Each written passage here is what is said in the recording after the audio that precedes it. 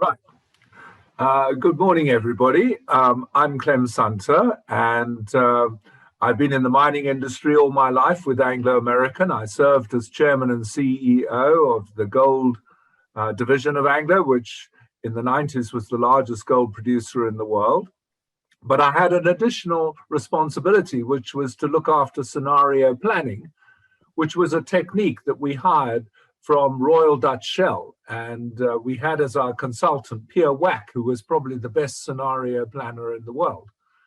And we used it to help South Africa become a democracy, because the whole point of scenario planning is not to forecast the future, it's to play different scenarios of what can happen.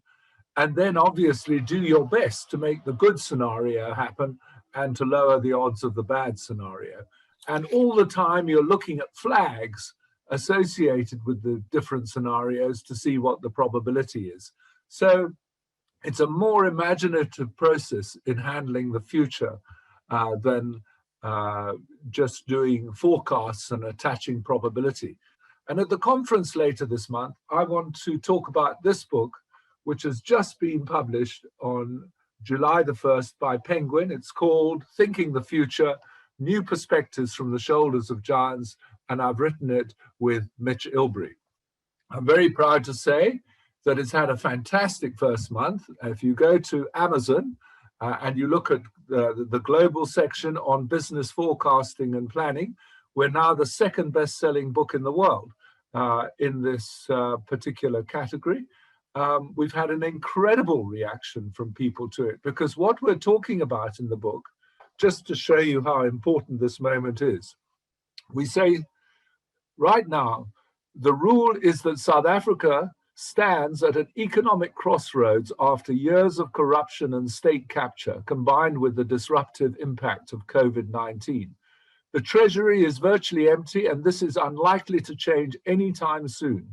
We are at a tipping point where the path we take in the immediate future could define our future for decades. In other words, this is an inflection point. And we offer South Africans two scenarios, one of which the Franchise Association would play a critical role in.